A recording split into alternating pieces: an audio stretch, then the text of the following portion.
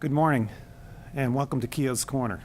My name is Andrew Keough. I'm the superintendent of the Dover-Sherborn Schools, and I have this great pleasure of joining the students here maybe every month or so to talk about topics that are relevant in the school system. And today we are going to talk about start times.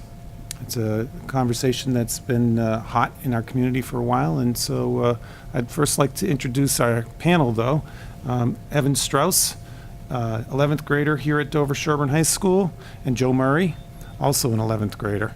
I also have invited the co-chair of the School Start Times Task Force, a task force that I put together here for Dover-Sherborn, Mr. Michael Jaffe. So really, we have a few topics to hit on this subject, but the first one is about why the change. And you guys had some questions you wanted to ask, so I'll let you fire away. Yeah, so the first question is just what has happened at other schools, what's the history of the proposal, and then where are we in relation to getting this done in the planning stages? Yep, so the history is that in the 2015-16 school year, a subcommittee was put together to look at start times for Dover-Sherborn, and it did a lot of the research, looking at what's out there, what other places may have at that time done or been considering doing, and surveying the community. When I came here as the new superintendent, I made a intentional effort to ask people what's great about the system and what's not working necessarily as well as we'd like it to be. And that became the basis of the plan for the system. Our strategic plan is built on what we feel are our strengths and needs. And so this was one of the things that came up over and over and over. People wanted that process revisited. They felt as if they went pretty far with it, but then it kind of dropped. And the decision was just rendered, we're not doing it. And the feedback was that the kids didn't want it. That was what I heard. So in the strategic plan, there is a goal that says we are going to look at start times. We're going to look at it again. We're going to do a deep dive. We're going to look at what other places are doing. We're going to look at if there's whether there's any new research, and then we're going to determine whether or not there's any kind of work we can do to make a change. All right, so what do you think are the pros and cons of having later start times?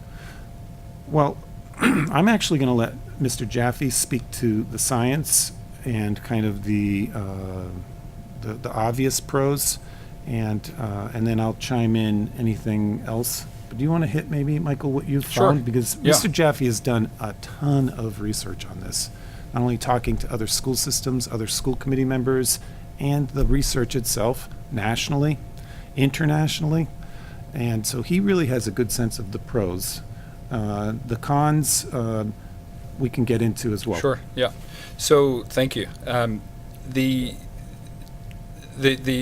top line is that the kids at DS, middle school kids, high school kids, aren't getting enough sleep. And they can't get enough sleep. The average DS high schooler challenge success self-survey was done a couple of years ago, gets 6.75 hours of sleep. The required sleep each night for adolescent kids is between 8 to 10 hours. So we have an average of 2.5 hour deficiency per night. And that required is required by who? In other words, the it's required, the 8 to 10 is science. It's by the every medical association out there has a number between 8 to 10. Some are 8.5 to 9.5. Some are the 8 to 10. And so the pinpoint, if you were to pinpoint something, it's a 9.25. But I think we can probably confirm that you guys like your sleep. Yes. Yep. And it matters. You know, it matters not just for the mood in the morning, but it matters because it's a very necessary thing for social, emotional health, for physical health.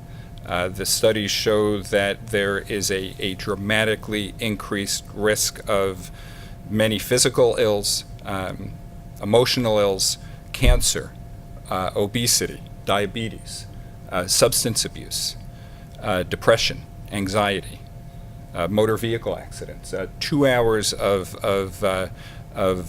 sleep deprivation a night has been found to be equivalent to driving under the influence. And so where were our students on that survey? 6.75 average. So Self-reported. self-reported. So some of our students our average student has that 2 hours of sleep deprivation per night. Now, of course, there are going to be outliers, so some kids are okay with less than 8 hours of sleep, and some kids need more than the 10 hours of sleep. Can you talk a little bit, Michael, about the science around the kind of the sweet spot for adolescent Sure. sleeps when kids get tired? Sure. Yep. Yeah. So the scientifically, kids starting at puberty and going through early 20s are very different from the rest of the human beings that walk the earth. There's a shift in their biological rhythm, their circadian clock. So whereas everybody else typically has the release of a hormone called melatonin at around 9 o'clock, high school kids and middle school kids have that release around 11 o'clock. And what's particularly difficult is that the peak wake time for you guys is between 8 and 11. So your peak wake, you can't get to sleep, that melatonin gets released, and you go over the cliff, and then you're ready for bed at that time. So if we have that average sleep time or ready for sleep time at 11 o'clock, you add 8 to 10 hours to that 11 o'clock, and we're beyond the first bell in the morning. Can I ask you guys about that? I mean, do you know of kids who are up at 11? Is that uncommon? I know of kids, especially kids that take more AP courses, a lot of coursework. They can be up till 2 or 3 every night doing Seriously? work, especially if you play a sport. It's like a big time commitment. Interesting. And what about you, Evan? Have you heard that? Yeah, I would definitely agree. I hear, stories of, I mean, especially with kids that are doing sports and just with all the homework and especially the APs, they're always, a lot of the times they're trying to cram stuff in late, and I don't know, I mean, some of it could be, like teenagers like to procrastinate sometimes, but I do feel like it's, it's really like this time constraint, trying to fit it all in and having to just sacrifice sleep for that. Right. So you guys have, I mean, there's one thing for sure. You guys have busy schedules. So let's talk about the cons just for a minute. This is one of the concerns, right, that people have expressed to us thus far. There's only so many minutes in the day. It's just going to shift things. And how would you respond to that, Michael, based on what you've heard?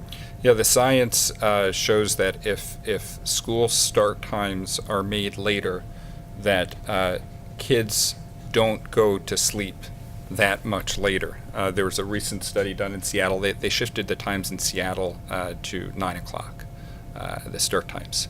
And they had, from 2 high schools, they had all the kids wearing kind of Fitbit detectors of temperature and movement. So it wasn't self-reported. They knew when the kids were going to sleep. And the kids captured out of that 50, I think it was 50 or 55 minutes, they captured an average of 36 minutes or 38 minutes of extra sleep. So it's a substantial percentage of that delayed time. That study was done before in different places, the same type of methodology, finding that there is in many instances 100% of that time is made up when it's made late. The kids don't go to sleep that hour later if the school time is made an hour later. Interestingly, there's one study where kids are actually going to sleep earlier. And so some of the speculation around that is if there is any change at DS, we ought to be doing at the same time as that change or before that change is having a community conversation around good sleep habits. And so that in that instance, the speculation is that, well, the community kind of learned what's important, how to get to sleep, and how important sleep is, so that allowed them to to get more sleep at night. So that's a legitimate concern that kids have. They worry about it, right? I mean, so, aside from the science, perception is reality for a lot of kids, and the perception is that they won't be able to squeeze all the things that they need to do into the day. But that's part of our educational process too. We also should be teaching kids that there's more to life than just having 15 AP classes and being a U.S. swimmer and swimming 6,000 yards a day, and somewhere in there is the balance. All of us have to have a balance in our lives, so that's part of our education too. Let's keep going. We have another set of questions here. Actually, let's go to the third one, to that first category. Okay. What steps are being taken right now by you guys or the task force to make this happen?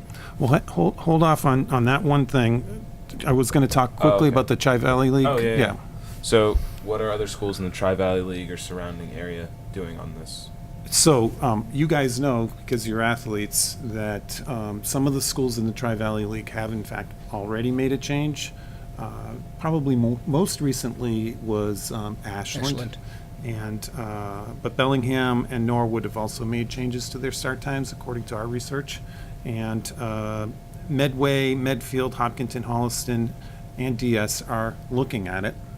And then Millis, Westwood, and Dedham are not right at the moment, but in the case of Millis, they start at 8 anyhow, so that's not it's not as early as we are, for example, or some places at 7:30. So, and I know for a fact that in a couple of the systems that are not looking at it, they're just not looking at it right now because they have other priorities on their plate right at the moment. So, but there are, we often compare ourselves not just to the Tri-Valley League. We compare ourselves to the school systems that we compete with. Dover-Sherborn is a very, very, very, very highly competitive school system, and we do know who we compete with. And if you look at, for example, Boston Magazine's kind of top rankings of schools, which is a slippery slope. I love the fact that we perform well, but the number one thing kind of can go to our heads a little bit, and I'm not sure that's a good thing. But we still notice who's in that top bracket with us. And of the towns that are in that, well, actually, why don't you speak to that, Michael? Also, the towns in the top 10, 6 of the towns have already made a change to later start times. 2 of the towns, including Dover-Sherborn, or 2 of the districts, are considering change, and only 2 are currently not considering change. So they've by and large, those top 10 have flipped the switch already. And of the top 10, who are the ones who have changed? The Concord, Carlisle, Wayland, Weston, Sharon, which was actually, they were a leader in the state back in 2005, I think it was. Lexington was the last one to change, which was just in December, so their times will change school year 2019, and Acton, Boxborough. And actually Wayland just changed also, so their first start, later start will be in 2019 school year. So let's actually move to that second category, and I'll let you ask the first question, Joe. Yes. So if we were to shift this start times back, when would we begin or end the day? So that's a good question. We have not gone that far. There's a process really for changing start times, and it's not just something the superintendent unilaterally determines. There's so many different voices that need to be heard. And importantly to note is that ultimately any change to school start times comes to the school committee. A recommendation would be made by the superintendent to the 3 school committees, because we're regionalized, to the 3 school committees, and then they would have to vote to approve it. And that's according to school policy. but there are so many different stakeholders, right? The kids, the teachers. So we have not yet determined what time we would begin or end. That has not been established. What we do know is that we're starting to get a sense of what the possibilities are. One of the most common of those schools that have done it, one of the most common is in fact a flip. So a flip is when the elementary schools start earlier and the secondary schools start later. The middle and high schools start later. In places that have done it, that high school start times somewhere around 8:30, 8:40, in some cases a little later, in some cases a little earlier. It's not etched in stone, but that's considered the flip. And then the elementary kids start closer to like a 7:45 to 8 o'clock kind of window. That's in the systems that have done the flips. There's another thing called a push, where they basically just move out the start times for the high school from something like 7:40 to 8:05, 8:10, and then try and also push the elementaries out a little later and try to find time between the bus runs so that the impact on the elementaries is not as dramatic. That's another possibility. There are systems that have done changes that are not as dramatic. Like, for example, you'll notice, I don't think Wellesley is in the top 10, but they could very well be, but they certainly hover around the top 10, and I happen to know a lot about Wellesley, I haven't been the principal there. They have a first block that is designed for electives and labs. But they have a lot more flexibility in their schedule because they're bigger. So we don't have it's not as easy for us to change that, but if you only had electives or labs or directed research first block, then you didn't have to start until 8:30. And if you had an elective, a DR second block, then you didn't have to start till 9:30. So the kids, and it rotated through so the kids could think about that. So there's a real spectrum of possibilities. But at the end of the day, I am not willing to make a decision for a change for this coming year. So if there were a change of a flip or a push, then it would be implemented in the fall of the following year, at least based on my recommendation. And I'm the one who recommends it to the school committee. I can tell you we're not ready to make that recommendation for this coming school year. Right, and I think a big thing, if you were to push back the schedules, I think you might get a little bit of pushback from parents about them getting to work. Have you done any research on, other school districts that have pushed back start times and how that affected parents' work schedules? Excellent question, Joe. Excellent question. And we have. We're looking at that because that's a natural thing that, especially as a superintendent, you kind of want the parents to support you. So you can't just turn their worlds upside down. By the way, it impacts teachers too, many of whom are parents. So actually, Michael's done a ton of research in that regard in terms of how communities have dealt with that question. It's on our frequently asked questions list. What do you do about that? And that's a big concern with every one of the communities we've spoken with, and we've spoken with school leaders, school committee leaders from over a dozen districts in Massachusetts that have either gone through the change or they're in the process of going through change, but they're ahead of us. So they're either they have proposals or it's been approved, and it's just a matter of rolling that at the next year. One of the things that's very critical is giving that runway. So any change that's made, giving enough time for all of the stakeholders, all of the community to plan for it, to plan personal schedules, family schedules. So it's kind of a smoother glide path. The various communities have different sensitivities around what is needed. So some communities have put in before and extra before and after school programs that are appropriate for after school would be appropriate for elementary school kids, before school programs for middle school, high school. Interestingly, in Weston, they heard from the community a real desire to have before school programming for families that need to be out of the house, and maybe some of the younger middle school kids, and perhaps even some of the ninth graders, 10th graders. The parents didn't want to have at home alone when they're waking up. So they put in place a program at the high school where the parents could drop kids off and do work before or tool around in the gym.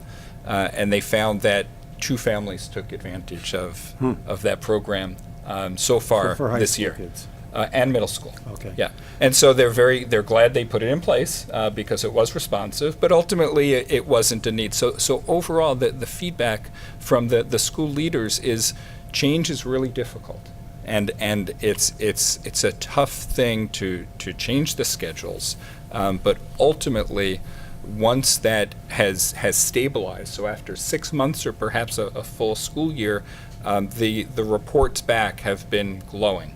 One of the sound bites is there'd be mutiny if we tried to change Really? the times back. There's been nobody I've spoken with from the schools who have said the change either was neutral or a bad idea. They're all very overwhelmingly positive. I mean, I can only speak for myself as a parent of 3 who are now all grown up, but when we were arranging for them to go to school in the morning, actually part of our issue as working parents was that we had to stay back. We actually had to hold back our day because we had to get our kids to school. And so for parents of younger children, I would think it's actually advantageous if they're working, because they can get the kids to school at an earlier start, and the older kids typically can get on the bus themselves.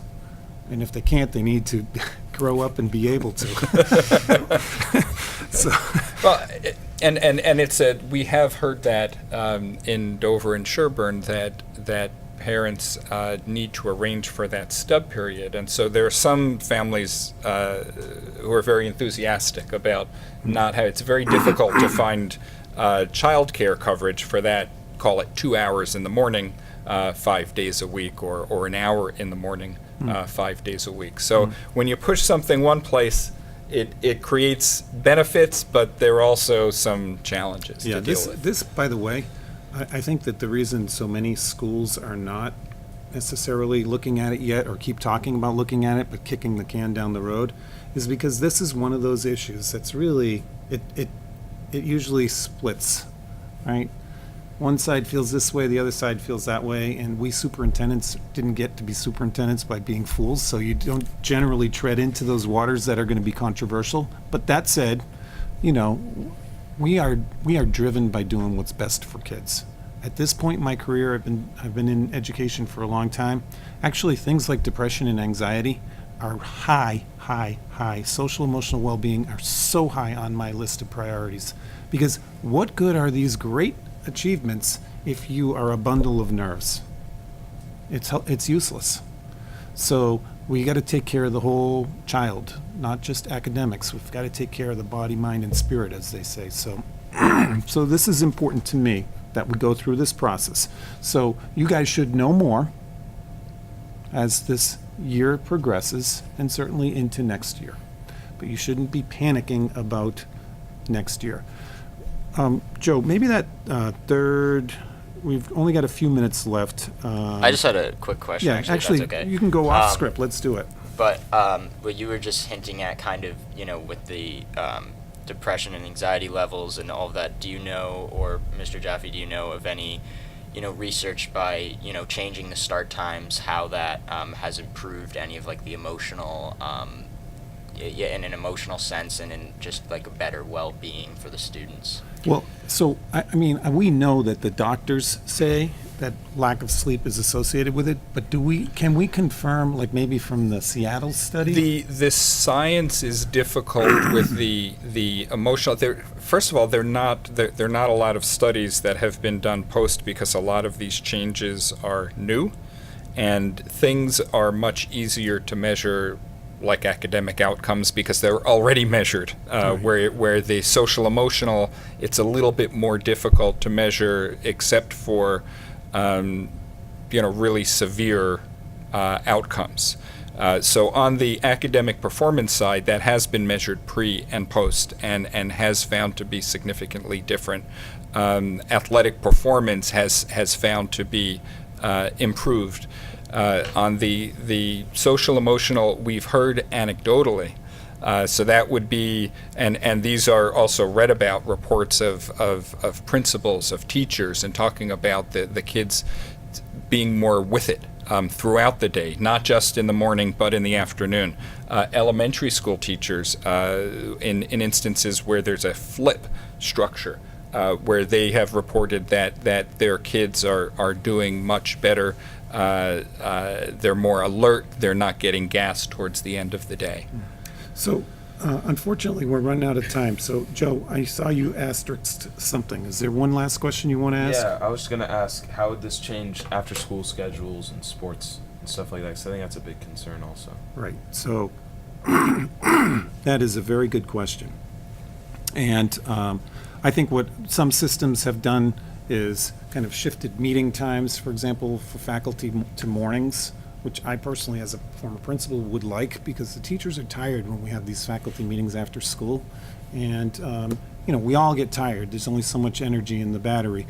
But in terms of athletics and activities for students, all indications are that places that have done it, like Ashland and Bellingham and Norwood, are able to still get it done and still get their events in. There are some sports we know of for sure that would be more challenging, and but I think in the case of like golf, as the sun really starts to set earlier in the fall, I think there were some instances, not all instances, where they had to have matches on Saturdays or something like that. So, but if you talk to our student athletes, many of them have been practicing and playing games on Saturdays, and maybe even in some instances Sundays for a long time. So,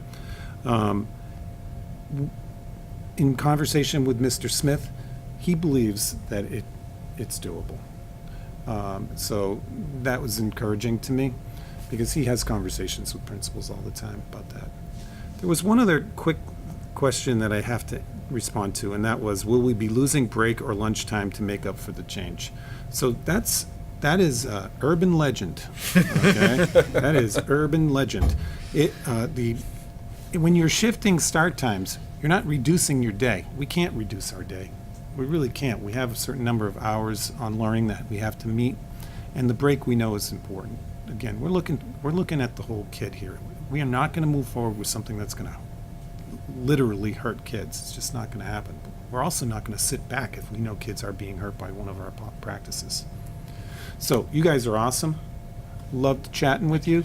Happy to come back and do it again if you want further information. And I hope that the students will call on me. I'm happy to come and speak at a town meeting or whatever mechanism is available for that. All right. Thank you, Michael. Thank you. Much appreciated. Joe, Evan, thank you. Thank you.